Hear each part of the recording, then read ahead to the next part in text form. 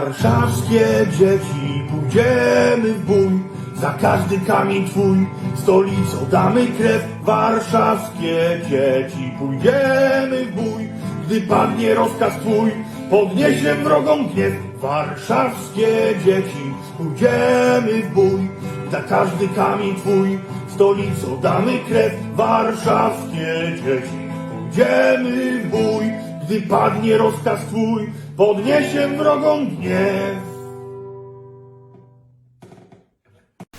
Cześć, witam was. Moi drodzy, powiem wam, że przyznam wam się, że dzisiejszy materiał robiłem naprawdę z wielkim obrzydzeniem. Ten człowiek budzi we mnie odruchy wymiotne, nie wiem nawet czy nie bardziej niż Matecki. Osobnik na zdjęciu, które tu widzicie, na sam widok jego po prostu cała zawartość, treść żołądkowa ciśnie się z powrotem do ust. To jest Łukasz Mejza, człowiek od dawna budzący, delikatnie mówiąc, kontrowersje, wiele kontrowersji. I dzisiaj niestety o nim. I powiem wam szczerze, że jak sięgam pamięcią, nie pamiętam takiej patologii na listach do parlamentu, jaka zafundował nam Kaczyński. A jej symbolem niech będzie złodziej okradający między innymi chore dzieci i ich rodziny. Jak już niejednokrotnie się przekonaliście, w PiS-ie jest tak, im więcej patriotyzmu, Boga, troski o ojczyznę, tym większy złodziej, tym większy gbur, tym większe dno. Specjalnie na samym początku tego materiału wrzuciłem wam tą patriotyczną pieśń tej gnidy. Jeszcze miał na koszulce kotwicę Polski walczącej. No, czy można bardziej jeszcze sprofanować ten, no niemalże święty dla Polaków symbol? Pewnie obiło wam się o uszy, że prokurator okręgowy w Zielonej Górze, Robert Kmieciak, skierował właśnie do prokuratora generalnego Adama Bodnara wniosek o wyrażenie zgody na pociągnięcie do odpowiedzialności karnej Łukasza Mejzy. Podstawą skierowania wniosku są ustalenia dokonane na podstawie materiału dowodowego zgromadzonego w śledztwie prowadzonym przez prokuraturę okręgową w Zielonej Górze, którego przedmiotem jest podejrzenie złożenia fałszywych oświadczeń o stanie majątkowym. Dzisiaj też będzie o tym, ale i nie tylko. Dzisiaj wam bardziej naświetlę ciężko to nazwać nawet osobą, tego osobnika, bo jest dość barwna, zresztą pewnie o tym wiecie. Zgromadzony materiał dowodowy w postaci m.in. oświadczeń majątkowych, oględzin mieszkania, dokumentacji uzyskanej z Centralnego Biura Antykorupcyjnego oraz Urzędu Skarbowego uzasadnił dostarczenie podejrzenia popełnienia przez tego posła PiS na Sejm Łukasza Mejzy, uwaga, 11 przestępstw.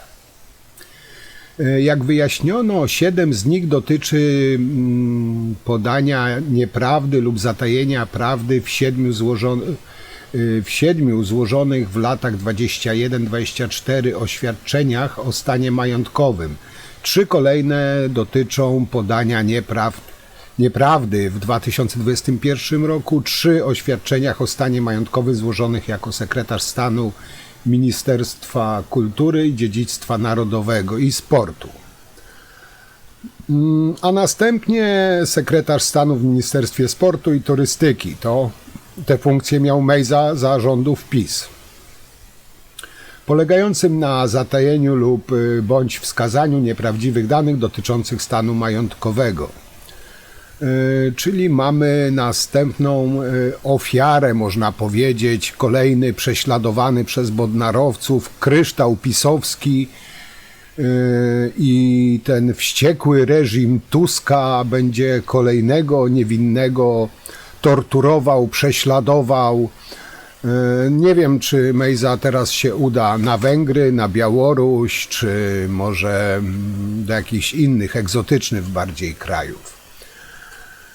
No, tak powiedziałem, mamy kolejną ofiarę zemsty politycznej reżimu Tuska i Bodnarowców, że posłużę się powiedzeniem używanym przez pisowców dosłownie za każdym razem, kiedy prawo i sprawiedliwość słusznie dopada kogoś z ich szeregów. Powiem wam, jak dla mnie, to i świetnie. Na to liczyłem, stawiając się przy urnie wyborczej 15 października. No ale moi drodzy, to nie wszystko. Powiem wam tak, no rozliczenia PiS-u trwają w najlepsze. 750 tysięcy złotych z unijnych dotacji na szkolenia, które prowadziła firma wydmuszka Mejzy, wróciły już do Urzędu Marszałkowskiego w Zielonej Górze. Śledztwo w tej sprawie przejęła prokuratura regionalna w Poznaniu. Samorząd województwa lubuskiego podejrzewał, że Mejza organizował fikcyjne szkolenia za publiczne pieniądze. Takie internetowe kursy z PR-u i marketingu dla drobnych przedsiębiorców, czyli fryzjerów, kosmetyczek i budowlańców. No, musicie powiedzieć, że człowiek jest wszechstronny.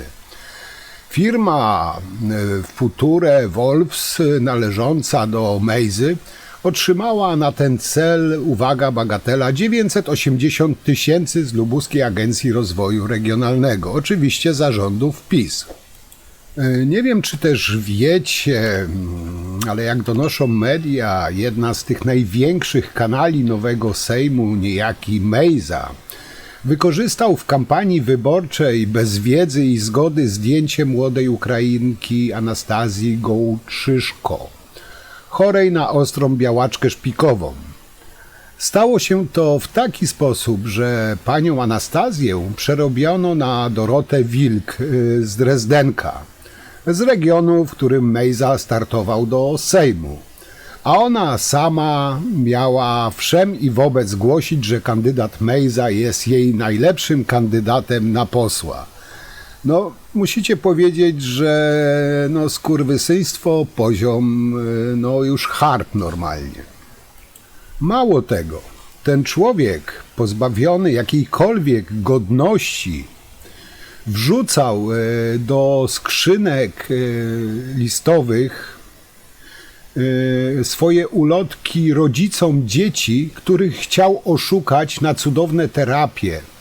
Wrzucał tam swoje wizytówki, aby na niego głosowały. No powiedzcie, czy może być jakiś większy szczyt bezczelności? Zresztą powiem wam tak, Mejza, jak wiecie, dostał się do Sejmu tylko dlatego, że zmarła jedna z posłanek i on wskoczył na jej miejsce. Ale co ciekawe wam powiem, gdy były wybory parlamentarne, ta brunatna zaraza Mejzy zalała całe województwo lubuskie. Tego nie były setki, ale po prostu tysiące. Nie było już ani prawa, ani sprawiedliwości. Mejza w poprzedniej kampanii wykazał, że wydał zgodnie z prawem i limitem 17 tysięcy złotych.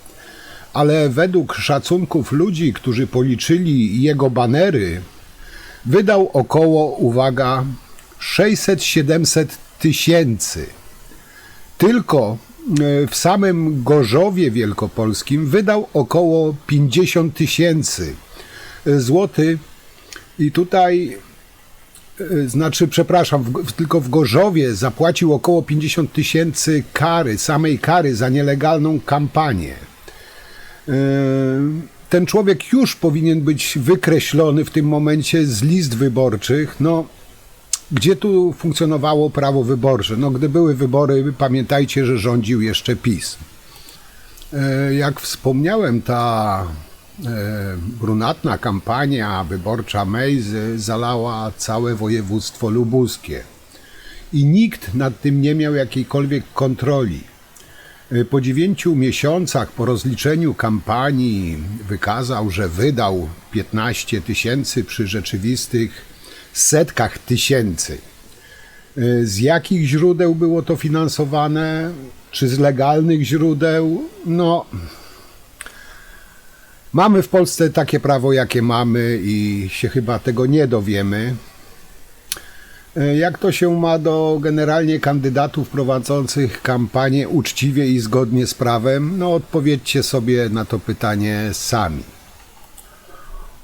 Czy to były uczciwe wybory? Pewnie tak samo uczciwe, jak uczciwe wybory były wybory prezydenckie, gdzie został oszukany Trzaskowski. No ale wiecie, jak PiS działał. Ta cała haniebna kampania PiS o władzę z takimi właśnie oszustami i kreaturami jak Mejza na czele, no to było takie Prawo i Sprawiedliwość w wykonaniu PiS. Nie wiem, na ile to prawda, no pewnie tego też się już nie dowiemy, ale ponoć kiedy PiS wygrał wybory, Mejza miał zostać ministrem zdrowia. W końcu jest specjalistą od medycyny niekonwencjonalnej, no $70 000 od sztuki za pacjenta, no dla PiS-u wiecie, to wszystko się liczy, nie? Pewnie wielu z was się będzie zastanawiało, jak to możliwe, że taka Menda miała tak wysokie poparcie. No, co prawda nie dostał się do parlamentu przy wyborach dopiero po śmierci posłanki. Ale nie wiem, czy też wszyscy wiecie, że fabryka trolli Mejzy pomogła mu wygrać wybory. Po prostu Mejza jest oszustem, który stał się parlamentarzystą. I się tak zastanawiam, jaki to 38-milionowy kraj, w którym w parlamencie jest reprezentowany przez oszusta i kanalię, który do wyborów szedł pod szyldem partii z prawem i sprawiedliwością w nazwie, a który wykorzystywał nawet śmiertelnie chore dzieci do swoich brudnych celów biznesowych i politycznych. Jak to jest możliwe? I w jakim kraju my żyliśmy czy żyjemy? Bóg, honor, ojczyzna, Mejza na sztandarach. Nie wiem, czy pamiętacie obietnicę Mejzy i tutaj przypomnę wam jedną z nich. Uwaga, obiecuję, że będę dożył do zmiany prawa wyborczego, żeby oszuści nie trafili do parlamentu. Mówi to Mejza. Mejza, mając zgodnie z prawem limit na kampanię na poziomie około 10 000, wydał na ten cel około 1 000 000. Prawo i Sprawiedliwość. 1 000 000, czyli jakieś 100 razy więcej, 100% więcej niż mógł zgodnie z prawem wydać. I tutaj ponawiam pytanie, skąd pochodziły te pieniądze? Mafia? Mafia daje, potem oczekuje zwrotu inwestycji. Kto finansował Mejzę? Gdzie są służby, gdzie było CBA, CBS, ABW? Gdzie Pegasus, panie minister Zero? No przecież tego Pegasusa kupiliście na wyłapywanie takich oszustów i męt ludzkich. Powiedzcie mi, moi drodzy, jakie szanse z oszustem ma ktoś, kto startując w wyborach przestrzega prawa? Jakie szanse w wyborach ma ktoś, kto przestrzega limitów, kto nie zakłada fałszywych kont, kto nie podszywa się pod setki osób, kradnąc ich tożsamość, wykorzystując do tego sztuczną inteligencję? Jak się czują ci wszyscy, którzy na oszusta oddali głos? To mnie bardzo ciekawi. Pewnie mówią, a Tusk to, a Tusk tamto, standard. Większość z nich nawet nie jest świadomych tego, że to jest po prostu zwykły oszust, hochsztapler. Dla elektoratu zapatrzonego wtedy w TVP, teraz w Republikę, wystarczyło hasło pogonimy Tuska i to dla nich wystarczyło. No.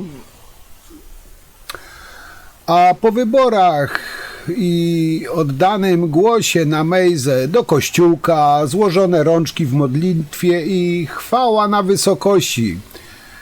No a potem ślubowanie posłów i Mejza wypowie te znamienne słowa tak mi dopomóż Bóg, a Duda go oczywiście pobłogosławi.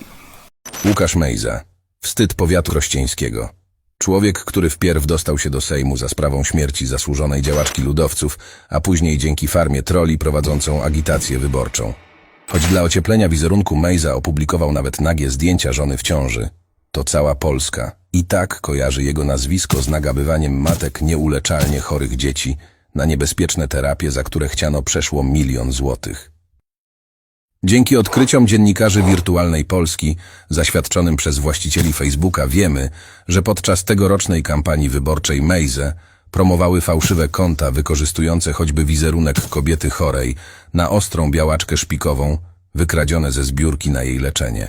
Dzięki bezczelnej, kłamliwej i częściowo nielegalnej kampanii wyborczej Mejza wypchnął poza Sejm nawet wieloletnią reprezentantkę wyborców PiS z ziemi lubuskiej, szanowaną doktor medycyny Elżbietę Płonkę. No, polityk, który rzekomo, nie wiemy, bo ta sprawa się jeszcze toczy, namawiał rodziców śmiertelnie chorych dzieci na jakieś niesprawdzone terapie za dziesiątki tysięcy dolarów. No, media o tym też głośno wczoraj bodajże huczały, że wypchnął lekarkę z Gorzowa. Tak pani to też odczuwa? Myślę, że tutaj jest troszkę więcej problemów, dlaczego tak się stało. No bo Mejza nie musiał zostać posłem, pan Mejza, żeby poszanować też każdego człowieka. Odczekaliśmy chwilę, aby dojść do siebie po najagresywniejszej kampanii w historii III RP i pojechaliśmy do Zielonej Góry znaleźć odpowiedź na pytanie, kim jest człowiek z blizną, który Tuska chciał pogonić do Berlina, a śmiertelnie chore dzieci do Meksyku. Kim jest człowiek, który namawiając do udziału w referendum przeciwko wyprzedaży polskiego majątku, jest kluczową postacią w śledztwie dotyczącym wyprowadzenia blisko 1 000 000 złotych z sektora finansów publicznych? I w końcu, kim jest człowiek wmawiający Polakom, że padł ofiarą największego ataku politycznego od 1989, podczas gdy to właśnie on sam brał w niej udział jako trybik w partyjnej agencji informacyjnej Przyworonicza? Donald Tusk, Donald Tusk, Donald Tusk, Tusk, Donald Tusk, Tusków, Donald Tusk, Donald Tusk, Donald Tusk. Tego, proszę mi to zabrać. Nie obrażać mnie, proszę. Ale zabieramy. Bardzo proszę. Ale jak można zrobić to bez pytania? Kim jest Łukasz Mejza? Człowiek bez wstydu. Historia Łukasza Mejzy zaczyna się 15 maja 1991 roku w Zielonej Górze. Przyszły wilk z Krosna przychodzi na świat 9 miesięcy po ślubie Ewy i Janusza Mejzów. Rodzina osiada w Łagowie pod Krosnem Odrzańskim. Do stolicy województwa rodzina ma około 20 kilometrów.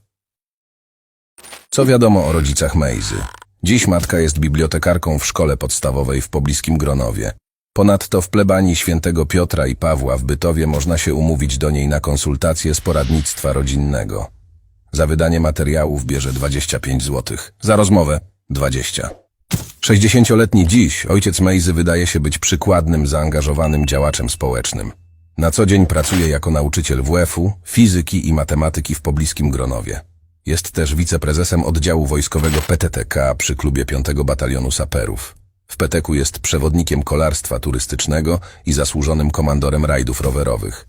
Raczej nie ma tak czarno-białego spojrzenia na świat, jakie prezentuje syn. W 2005 roku złożył wiązankę kwiatów na masowym grobie żołnierzy Armii Czerwonej. Notabene w 2016 pan Janusz zamiast jazdy po mogiłach czerwonoarmistów wybrał biegi przełajowe na cześć żołnierzy wyklętych w imprezie zorganizowanej przez fundację ówczesnego wiceministra obrony Michała Dworczyka. W 2006 Janusz zostaje radnym gminy. Związał się z Platformą Obywatelską. Działa merytorycznie na rzecz lokalnej społeczności. Był przewodniczącym Komisji Infrastruktury. Wymieniony jako pierwszy wśród autorów strategii rozwoju społeczno-gospodarczego gminy Dąbie do roku 2025. Z okazji 25. rocznicy samorządu Wójt gminy Dąbie wyróżniała pana Janusza pamiątkowym medalem za szczególne zaangażowanie w życie społeczne regionu. W internecie można znaleźć oświadczenie majątkowe pana Janusza. Pod koniec 2018, gdy wilk z Grynburga ostrzył już zęby do wielkiego skoku na łatwą kasę, pan Janusz musiał utrzymywać się z groszowej pensji nauczycielskiej, wynoszącej 3000 miesięcznie i znikomej diety radnego. Sprawy załatwiał jeżdżąc Audi A420 TDI z 2011. Pomimo skromnych przychodów, Deutsche Bank przyznał panu Januszowi kredyt na 200 000 złotych. Co jeszcze ciekawsze, w tym samym okresie na konto Mejzy Juniora wpływają pożyczki od osób prywatnych przekraczających 100 000 złotych, które przeznacza na rozkręcanie biznesów. Donald Tusk. Brudne, zakrwawione łapy żołdaków Putina. Donald Tusk. Angela Merkel. Donald Tusk. Donald Tusk. Siedzibę Platformy można jest z podłogi.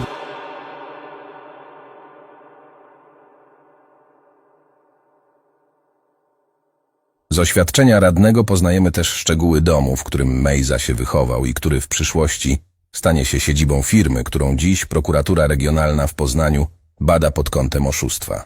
Centrala spółki Mejza Business Group to 2 budynki wolnostojące o powierzchni 148 i 114 m².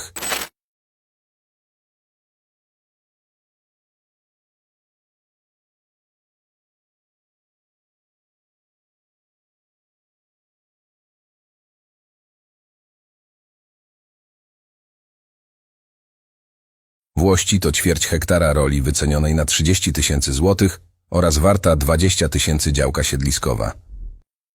W najbliższej okolicy rodzina Mejzy miała dobrą opinię. Jego rodzina stąd pochodzi. Dziadkowie byli prekursorami przedsiębiorczości w kraju. Prowadzili swój sklep w sposób godny pochwały, uczciwy, nie kombinatorski. Mówił 2 lata temu jeden z mieszkańców powiatu krościeńskiego, który stworzył napis „Sorry za Mejzę”.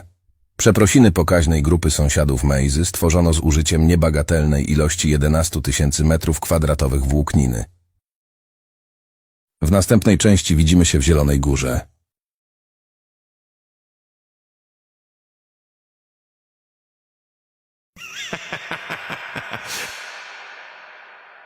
Organizowaliśmy ankietę, gdzie Państwo mogli odpowiedzieć na temat tego, czy Łukasz Mejza powinien być posłem. No i tam to była ankieta na żywo. 80% twierdzi, że nie.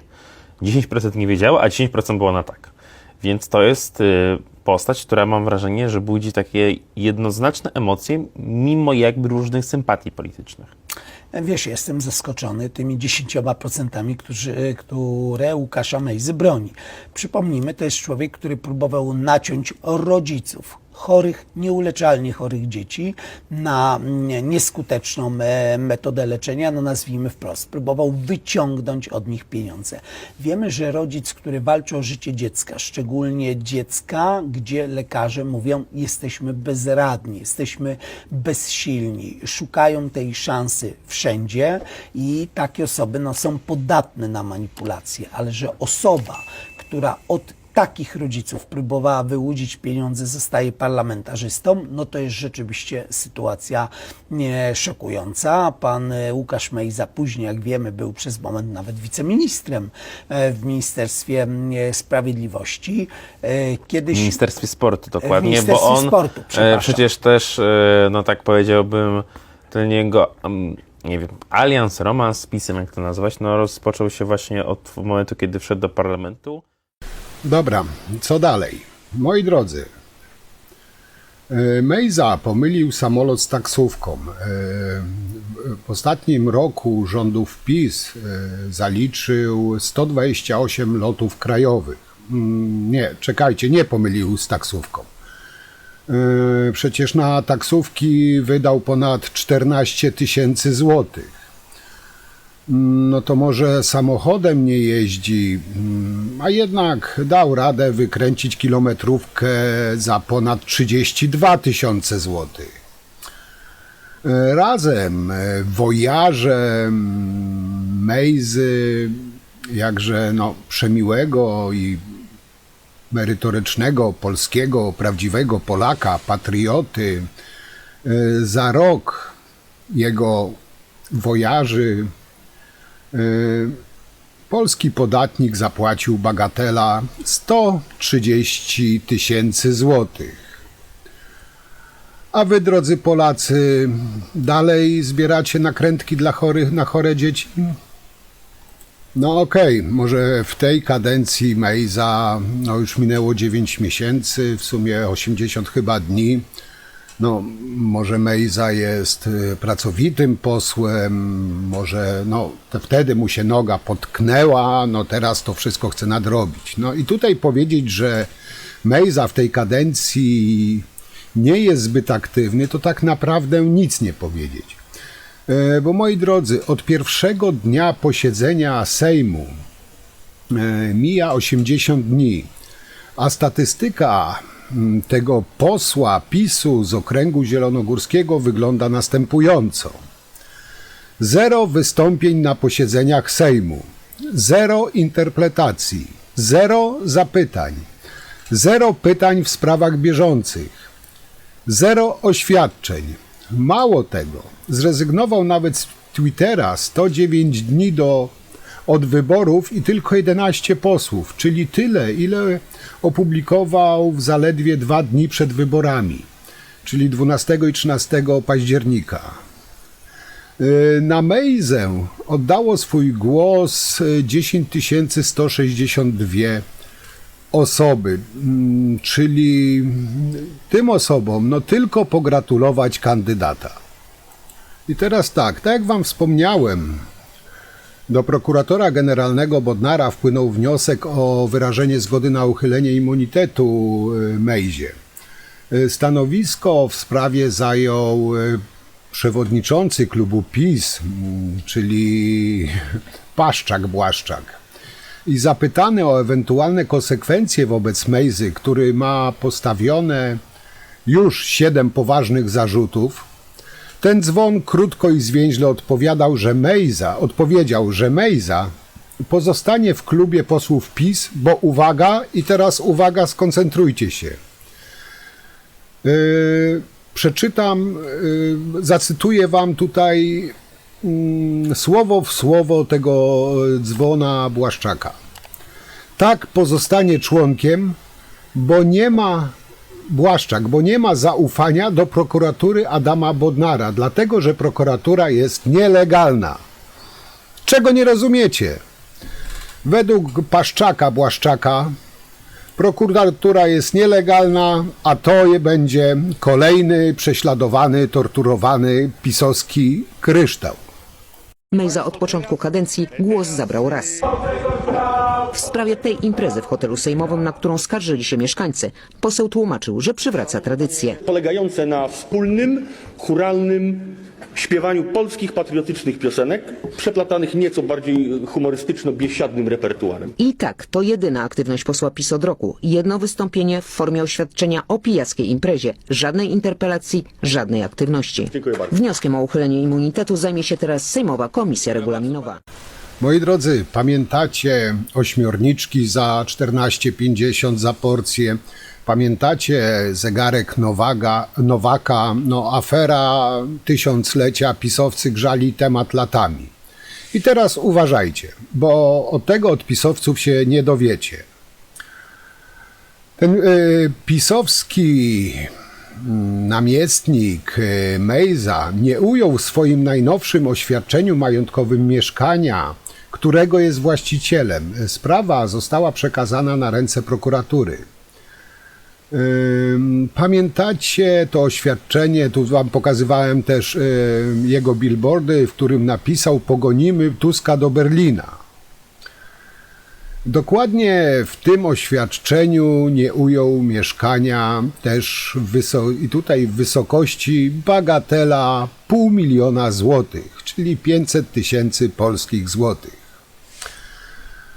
I dla pisowców oczywiście nie ma sprawy, nie ma o czym mówić, bo jak to Paszczak powiedział, prokuratura jest nielegalna i nie ma sprawy.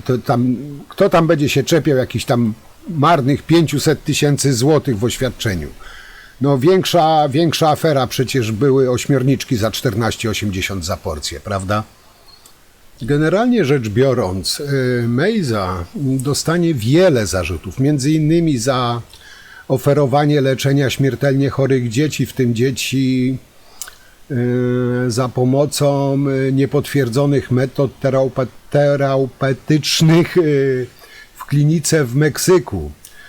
Policja przeszukała mieszkanie posła PiS Mejzy.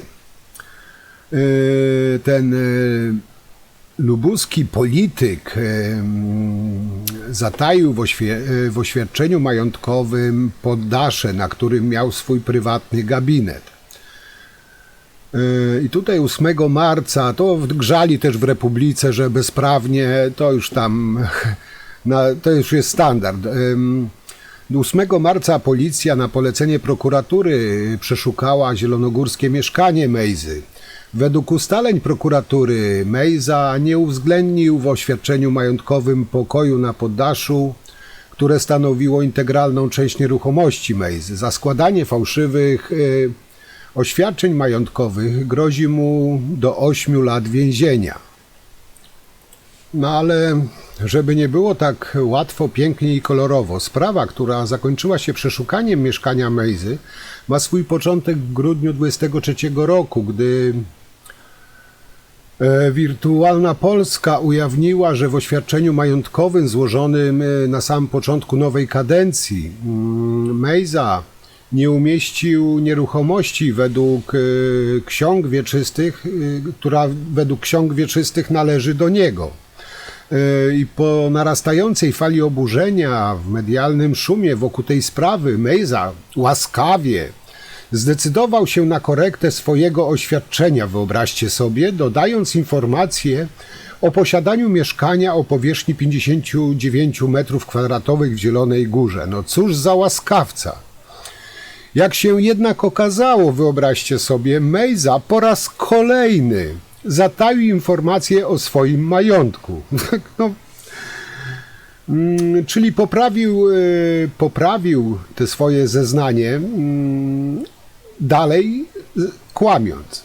Mieszkanie Mejzy różni się od pozostałych lokali na osiedlu, bo oprócz kuchni i 2 pokoi ma jeszcze schody prowadzące na poddasze, na którym znajdował się lokal zaadaptowany przez Mejzę.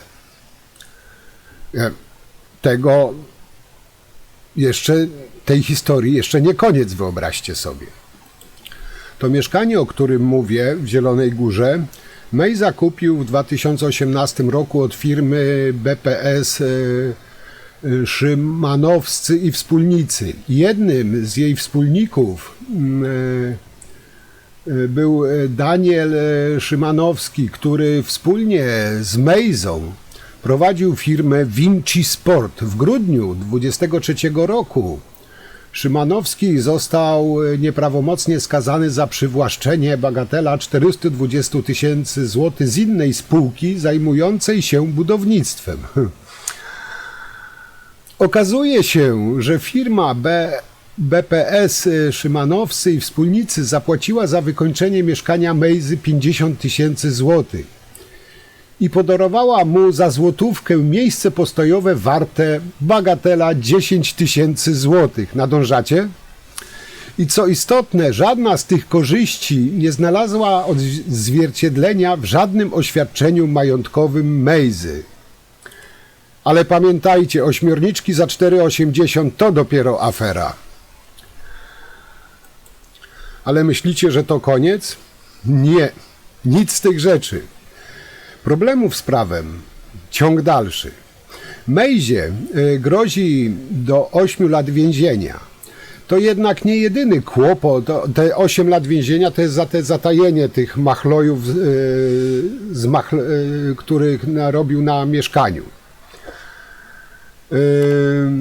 Tak jak powiedziałem, to nie jedyne kłopoty Mejzy. W toku jest również dochodzenie dotyczące jego firmy, która oferowała leczenie śmiertelnie chorych w tym dzieci za pomocą niepotwierdzonych metod terapeutycznych w klinice w Meksyku. To było o tym głośno, pamiętacie. Ponadto w prokuraturze rejonowej w Poznaniu prowadzone jest śledztwo w sprawie nieuczciwego pozyskania dotacji unijnych przez przedstawienie fałszywych dokumentów i oświadczeń, co bezpośrednio wiąże się właśnie z działalnością firmy Mejzy. Myślicie, że już wszystko, ani huhu i lecimy dalej. Dodatkowo prokuratura rejonowa Warszawa-Mokotów analizuje kwestię istnienia tzw. firmy trolli, o której wcześniej wam wspominałem, która miała na celu zachęcanie do głosowania na Mejzę podczas wyborów parlamentarnych 15 października. Także już się Mejzie odrobinkę nazbierało i powiem wam, że dalej się zastanawiam, który kierunek ucieczki obierze. Ten pisowski kryształ. Generalnie rzecz biorąc, Mejza, to jest taka chyba jedna z największych hańb, że ten człowiek został posłem Rzeczpospolitej. Jakby temu wszystkiemu się przyjrzeć, nieźle nawywijał i w finansowaniu swojej kampanii wyborczej.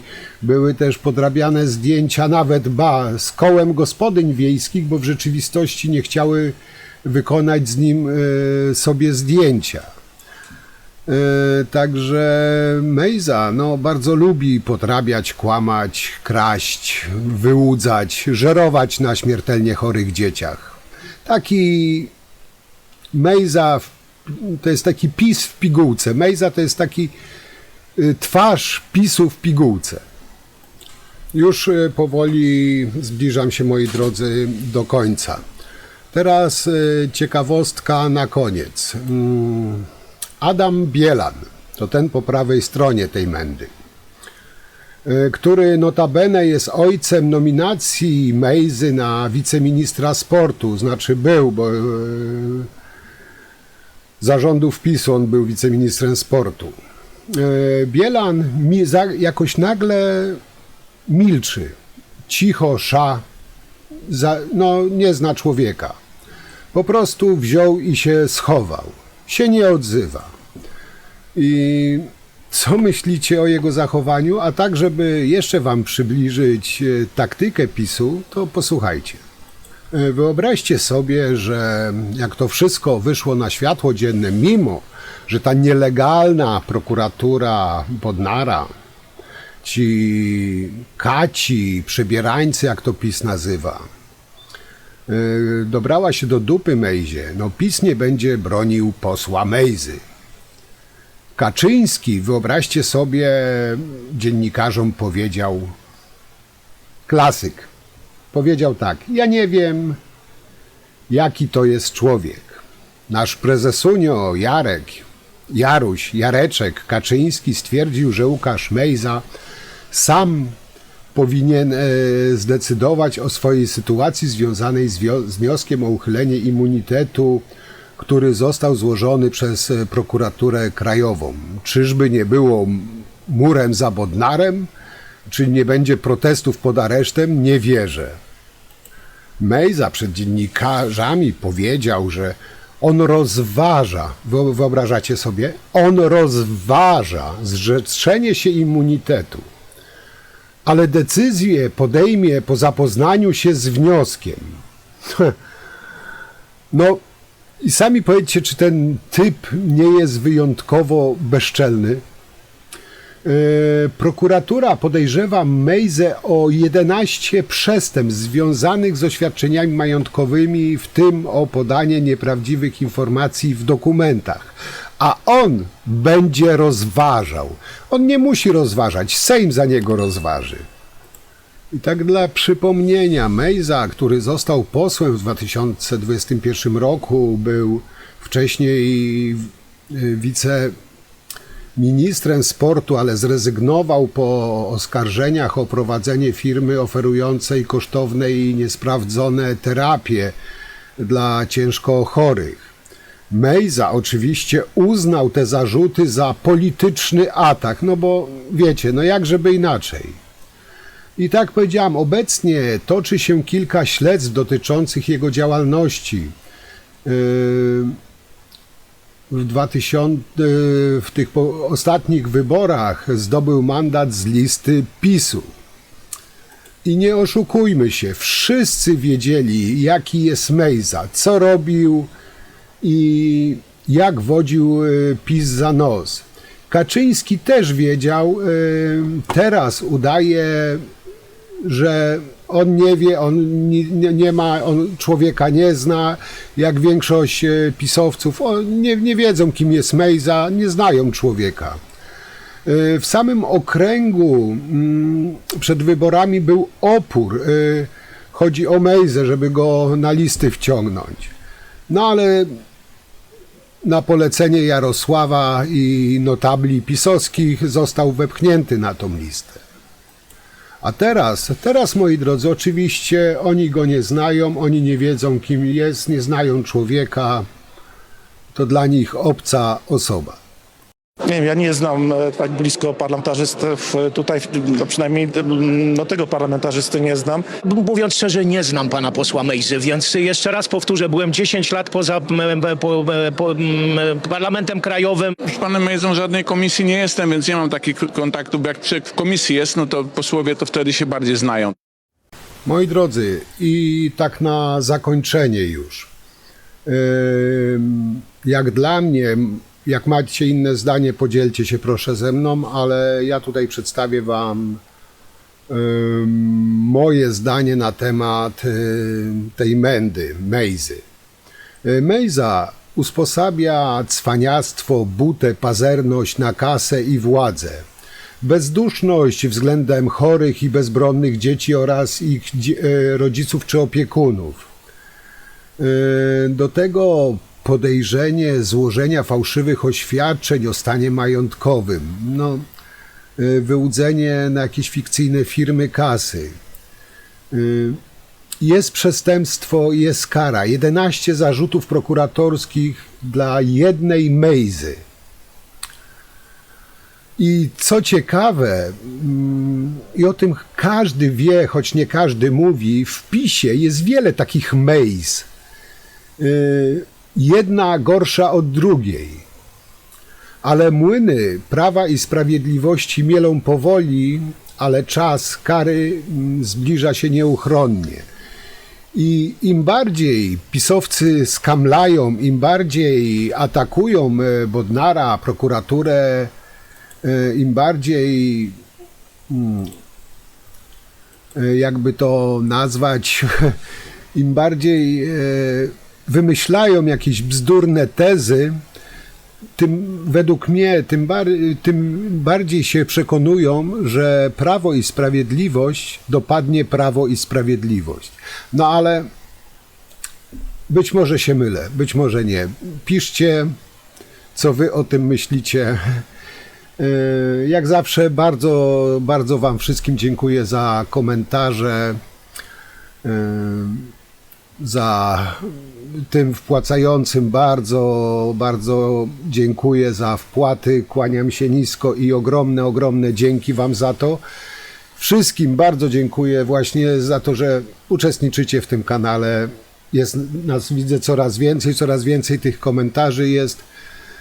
Ja ze swojej strony, tak jak zawsze mówię, kiedy mam tylko chwilę wolną, mogę zrobić z wielką przyjemnością dla was materiały, nagrywam.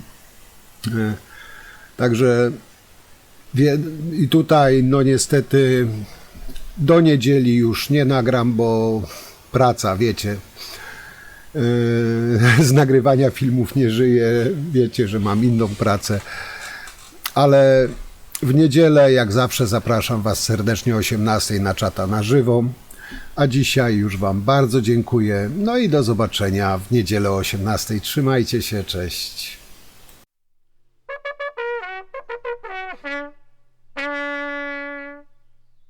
Dlaczego pan tak nabazgrolił? Czy ma pan coś do ukrycia w tej sprawie? Co to jest? Ile pan zgromadził oszczędności? No tu jest napisane. No ile, no tak jest to nabazgrolił. No to, kto tak pisze? Co to są za nawiasy? No to ale które nawiasy? No, Które no pani się nie podobają? Które? Proszę No ale powiedzieć. co tu jest napisane? Może to pan jest mi oczywiście- wytłumaczyć? Ale to jest napisane współwłasność majątkowa jest To napisane. ile pan ma oszczędności w złotych? No jest tu napisane 730. Świetnie. A jeżeli chodzi o kwestie dotyczące papierów wartościowych, co tu jest napisane?